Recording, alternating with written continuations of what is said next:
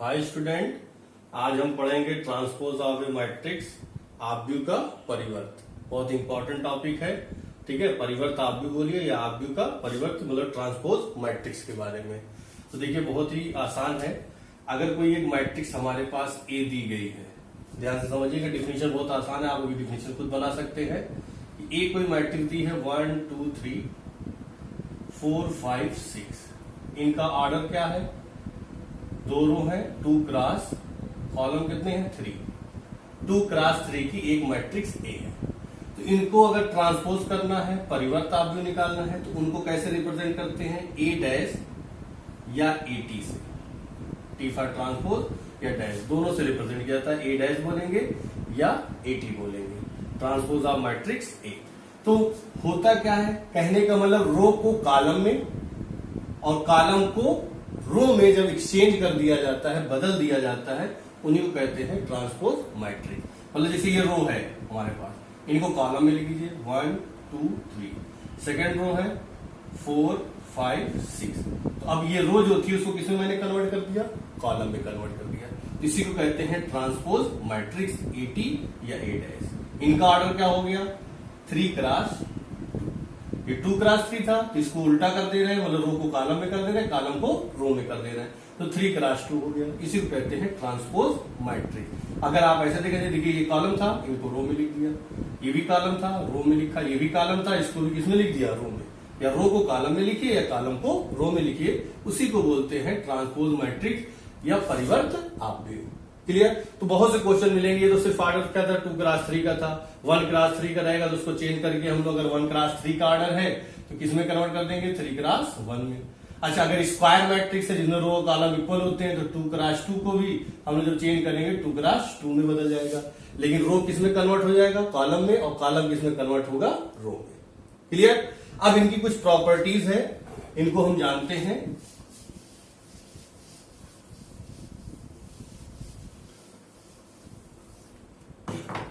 Properties of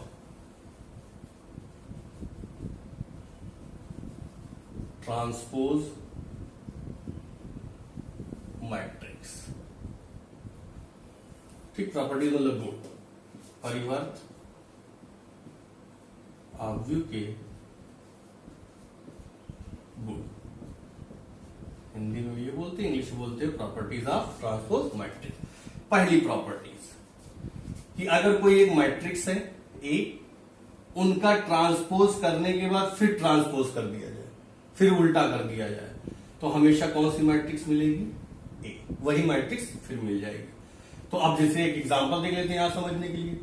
A matrix थी 1 2 3 4 5 6, ये हमने लिया था। अब इनका डैश करेंगे, बदल देंगे। अब ये रो था 1 2 3, इनको लिख देंगे 1 2 3 कॉलम में। 4 5 6 था, इनको लिखेंगे 4 5 6। ये देखिए ए डैश ट्रांसपोज मैट्रिक्स हो गया। फिर इनका ट्रांसपोज करने के लिए कहा जा रहा है, तो अब ए डैश का फिर डैश कर दे। अब ये जो रो था वो किसमें बन जाएगा? कॉलम में 1 4। ये 2 5 किसमें बनेगा? कॉलम में। 3 6 किसमें बनेगा? कॉलम में। क्लियर? तो क्या आया? 1 2 3 4 5 6। तो बताइए 1 2 3 4 5 6 किसके इक्वल है? ए के। तो बताइए डायरेक्ट इनको हम ए कह सकते हैं कि नहीं कह सकते? तो पहली प्रॉपर्टीज हमारी यही है कि किसी मैट्रिक्स के ट्रांसपोज का जब फिर ट्रांसपोज कर दिया जाएगा तो वो मैट्रिक्स फिर मिल जाएगी। तो पहली प्रॉपर्टीज। सेकंड प्रॉपर्टीज, ए प्लस बी, अगर दो मैट्रिक्स को हम ऐड करते हैं, उनका फिर ट्रांसपोज जब निकालते हैं तो उनको हम अलग अलग उनके ट्रांसपोज के सम के या प्लस के इक्वल होता है। मतलब ए प्लस बी का डैश, मतलब ए प्लस बी का जो ट्रांसपोज होगा वो ए का ट्रांसपोज प्लस बी का ट्रांसपोज। मतलब ए को हम लोग ट्रांसपोज पहले कर देंगे इस तरीके से, रो को कॉलम में, कॉलम को रो में। बी को भी कर देंगे, या दोनों को ऐड करने के बाद ट्रांसपोज करेंगे, तो दोनों के आंसर क्या आएंगे? सेम। तो ये प्रॉपर्टीज हमारी सेकंड हो गई। फिर देखिए थर्ड प्रॉपर्टीज क्या है।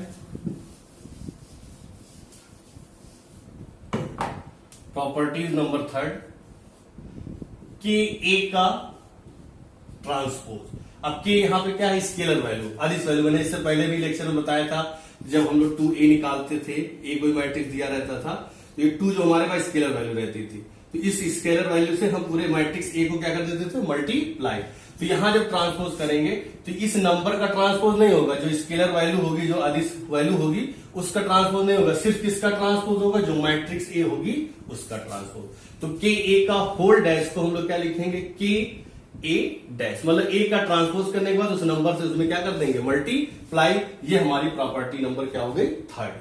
फिर आती प्रॉपर्टीज नंबर 4, ये बहुत इंपॉर्टेंट है, इसके क्वेश्चन एग्जाम में बहुत आते हैं।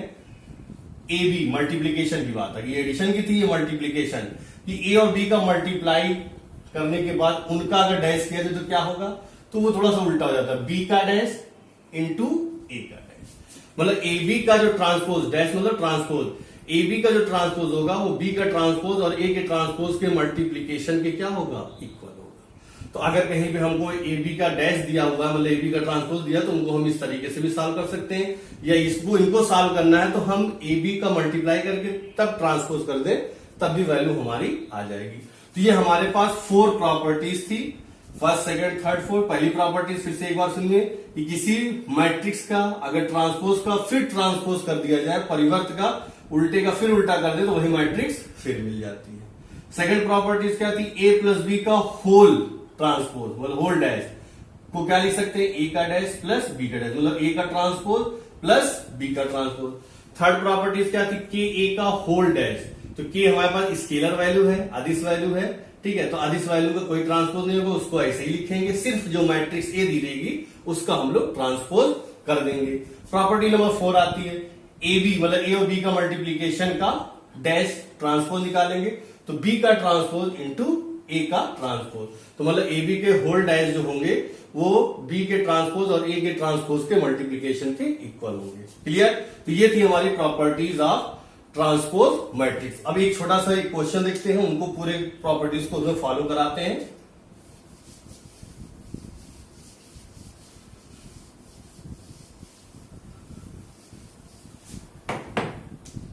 क्वेश्चन है एग्जाम्पल, एनसीईआरटी का ही एग्जाम्पल है। ए इज इक्वल टू 3√3 2 4 2 0, ये ए मैट्रिक्स एक दिया है, and second matrix B is equal to 2 -1 2 1 2 4 1 2 4। तो यहां पे 3 चीजें पूछा है, वो क्या क्या है, और हम लोग 3 या 4 प्रॉपर्टीज होल्ड करा देते हैं। देखिए यहां पे सबसे पहले हम लोग क्या करते हैं, पार्ट 1, ए डैश का डैश फाइंड करना, मतलब मैट्रिक्स ए के ट्रांसपोज का फिर ट्रांसपोज किया जाए। तो देखिए यहां सॉल्व करते हैं, ए मैट्रिक्स हमको दिया, फट से निकालते हैं सबसे पहले ए डैश, ठीक है, एटी भी आप कह सकते हैं, एटी बोलिए या ए डैश बोलिए, दोनों लिखा जाता है। तो ट्रांसपोज करिए, ये देखिए रो था, इनको कॉलम में लिखिए, 3√3, देखिए रो पूरा किसमें लिख दिया मैंने, कॉलम में। अब देखिए 4 2 0 को कॉलम में लिखिए, 4 2 0, तो ये हो गया हमारा ए डैश, मतलब ट्रांसपोज ऑफ मैट्रिक्स ए। अब इनका फिर डैश कर देते हैं, अब ये डैश का फिर क्या कर दिया, डैश। अब ये जो रो था किसमें कन्वर्ट हो गया, कॉलम में, तो 3 4 रो में था, उसको कॉलम में कैसे लिखेंगे, 3 4√3 और 2 लिखेंगे, 2 और क्या लिख देंगे, 0। तो आप खुद बताइए, और क्या दिखाना था हमको कि इसका ट्रांसपोज करने पे क्या मिल जाता है, ए। तो अब आप मिलाइए कि ये ए के इक्वल है कि नहीं, तो इनको हम लोग फट से क्या लिख सकते हैं, ए। तो ये छोटा सा एग्जांपल, एक नंबर में ऐसे क्वेश्चन आ जाएंगे, तो आप उनके ट्रांसपोज का ट्रांसपोज करिएगा, फट से वही मैट्रिक्स मिल जाएगी। क्लियर, ऐसे बी का हम लोग कर सकते हैं। अब नेक्स्ट पार्ट है,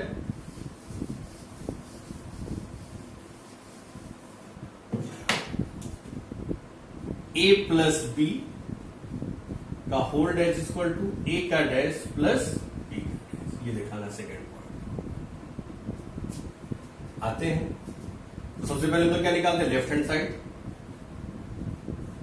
ए प्लस बी का डैश।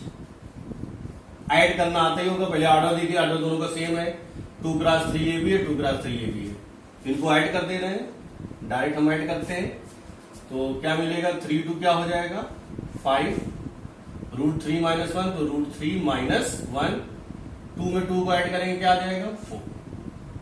ये हो गया 4 और 1 मिलके क्या हो जाएगा, 5, 2 2 क्या हो गया, 4, और 0 में 4 ऐड करेंगे 4। अब इनका क्या निकालना है, ट्रांसपोज। ए प्लस बी दोनों को ऐड कर दिया, आप चाहे दिखा के दिखाइएगा ए प्लस बी फिर होल डैश लिखिएगा, हमने दोनों को डायरेक्ट ऐड कर दिया, पूरे का क्या लगा दिया डैश। अब ट्रांसपोज करके देखिए क्या आता है, ये आगे सामने लिख देते हैं, ये रो है पूरा, इसको कॉलम में लिखेंगे तो कौन आएगा 5√3 - 1 एंड 4। क्लियर। अब इस रो को 5 4 4 को कॉलम में लिखेंगे 5 4 4। ये आ गया हमारा लेफ्ट हैंड साइड ए प्लस बी का होल डैश, मतलब ए प्लस बी का ट्रांसपोज। अब क्या निकालना है, राइट हैंड साइड क्या है ए डैश प्लस बी डैश। अब ए हमारे पास क्या लिख दीजिए, 3√3 2 4 2 0 इनका डैश प्लस या टी लिख सकते हैं आप 2 बी की वैल्यू 2 -1 2 1 2 4 इनका डैश। तो बोलिए क्या आएगा, फटाफट डैश करेंगे, ये रो किस में कन्वर्ट हो जाएगा, कॉलम में। तो 3√3 2 4 2 0 प्लस इनको भी कन्वर्ट करेंगे, रो किस में कर देंगे, कॉलम में 2 -1 2 1 2 4। अब ऐड कर दीजिए, तो ऐड करेंगे 3 2 क्या हो जाएगा 5 4 और 1 5 √3 - 1 हो जाएगा 2 + 2 4 2 + 2 क्या हो गया 4 और 0 + 4 क्या हो गया 4। ये आ गया ए डैश प्लस बी डैश। अब आप मिला लीजिए, लेफ्ट हैंड साइड की वैल्यू क्या आई थी 5 5 √3 - 1 4 4 4। अब देखिए राइट हैंड साइड की वैल्यू क्या आ रही है 5 5 √3 - 1 4 एंड 4। तो बताइए लेफ्ट हैंड साइड किसके इक्वल हो गया, राइट हैंड साइड के। इस तरीके से क्वेश्चन को सॉल्व किया जाएगा, प्रॉपर्टीज को वेरीफाई कराएंगे। फिर थर्ड पार्ट आता है,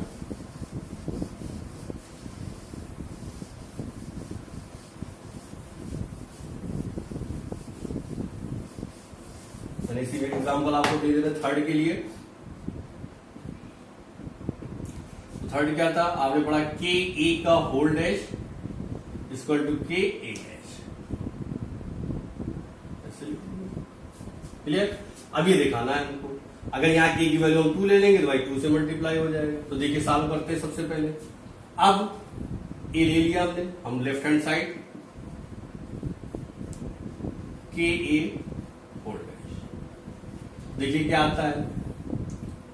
अब सबसे पहले क्या करेंगे, ए में किससे मल्टीप्लाई कर देंगे के, तो ये हो जाएगा हमारा 3k √3k एंड 2k। 4 में करेंगे 4k 2k एंड 2 का 0 से मतलब k का 0 में जो मल्टीप्लाई करेंगे 0 आएगा। अब पूरे का क्या निकालना है, ट्रांसपोज। अब रो किसमें चेंज कर दें, कॉलम में। बताइए क्या आएगा 3k √3k एंड 2k। तो ये रो इस कॉलम में चेंज हो गया। अब इस रो को कॉलम में चेंज करेंगे तो 4k 2k एंड 0। ये हो गया हमारा लेफ्ट हैंड साइड के ए की होल पावर, ठीक है, मतलब डैश ट्रांसपोज निकालना। राइट हैंड साइड सॉल्व करते हैं। सबसे पहले हो गया के ए का डैश, तो अब के लिख दिया हमने। अब ए क्या है हमारे पास 3√3 2 4 2 0 का डैश, मतलब ट्रांसपोज। अब इनको चेंज करते ट्रांसपोज निकालते हैं के। अब ये रो को किसमें कन्वर्ट करेंगे, कॉलम में 3√3 2 4 2 0। अब आप मल्टीप्लाई कर दीजिए, तो देखिए मल्टीप्लाई करेंगे के से क्या आ जाएगा 3k 4k √3k 2k फिर 2k एंड क्या हो जाएगा 0। आप खुद मिला लीजिए, लेफ्ट हैंड साइड में क्या वैल्यू आई थी 3k 4k 3k 4k √3k 2k 2k 0 √3k 2k 2k और 0। तो लेफ्ट हैंड साइड किसके इक्वल होगी, राइट हैंड साइड के। ये हमारी थी प्रॉपर्टी नंबर थर्ड। अब लास्ट प्रॉपर्टीज आती मल्टीप्लीकेशन वाली, उनको सॉल्व करते हैं। और सबसे इंपॉर्टेंट वही है लास्ट प्रॉपर्टीज, जो वो ज्यादातर एग्जाम में पूछी जाती है।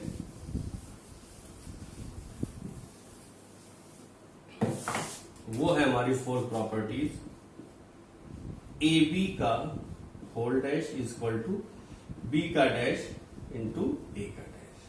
क्लियर? अब सबसे पहले हम लोग क्या करते हैं, ए बी फाइंड आउट करते हैं। तो लेफ्ट हैंड साइड उसका डैश करेंगे, सबसे पहले ए बी निकालते हैं, ए। तो अब हमारे पास ऑर्डर कौन सा था, इनका ऑर्डर है 2 क्रॉस 3, ठीक है, और इनका ऑर्डर क्या है 2 क्रॉस 3। तो अब सबसे पहले ये चेक करना होगा कि ए बी पॉसिबल है या नहीं। तो ए बी पॉसिबल के लिए कंडीशन हमारे पास क्या थी कि इनका कॉलम और इनका रो क्या होना चाहिए, सेम होना चाहिए। ठीक है, तो बताइए सेम है ही नहीं, इनको हम इसका मतलब मल्टीप्लाई नहीं कर पाएंगे। तो कोई ऐसी मैट्रिक्स लें जिससे, अब ये इस मैट्रिक्स में ए बी हम फाइंड आउट नहीं कर सकते। जब ए बी फाइंड आउट नहीं कर सकते हैं तो उनका ट्रांसपोज भी नहीं निकाल पाएंगे।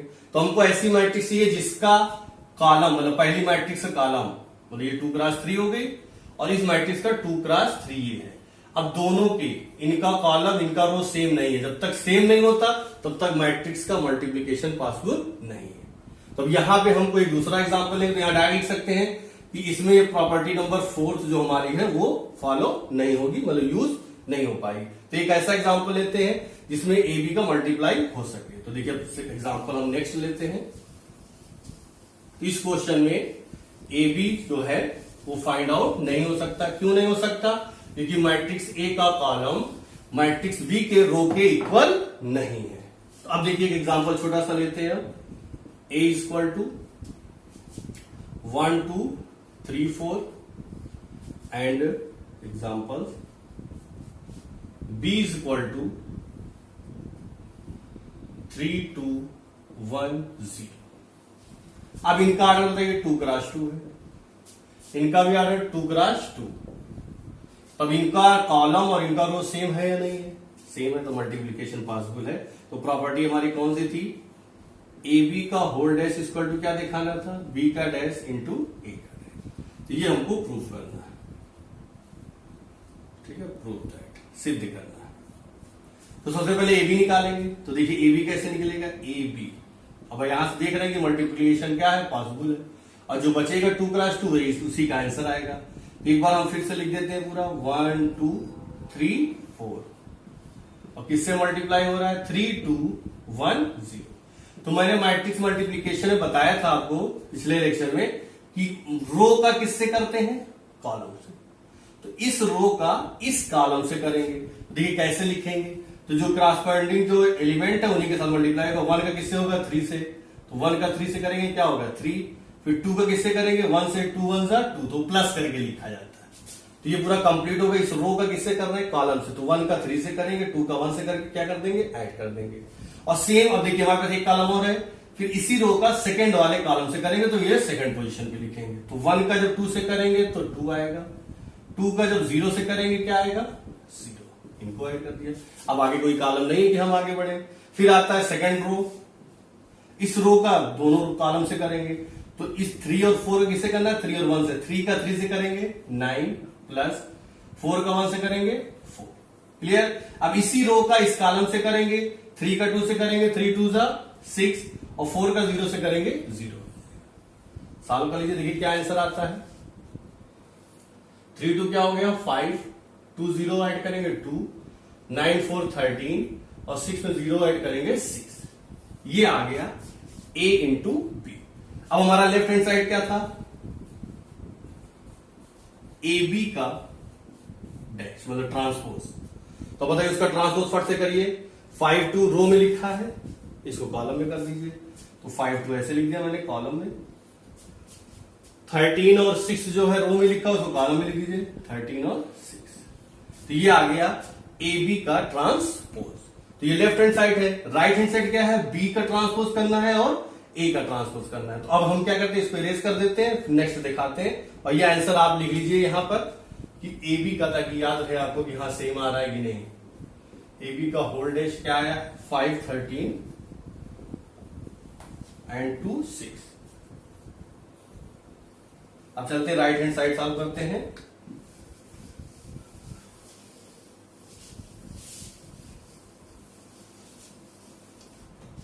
राइट हैंड साइड कह रहा है बी का डैश इंटू ए अब बी का ट्रांसपोज करो, फट से डायरेक्ट करते हैं हम।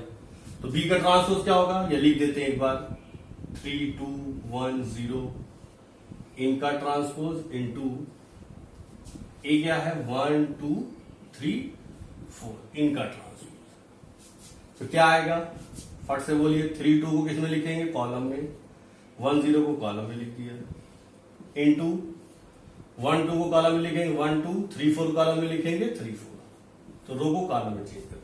अब मल्टीप्लाई अभी मैंने बताया रो को किसे करेंगे, क्योंकि आर्डर दोनों का सेम है, 2 क्रॉस 2 2 क्रॉस 2, तो ये कॉलम ये रो सेम है, तो मल्टीप्लीकेशन पॉसिबल है, तो करिए मल्टीप्लाई फट से।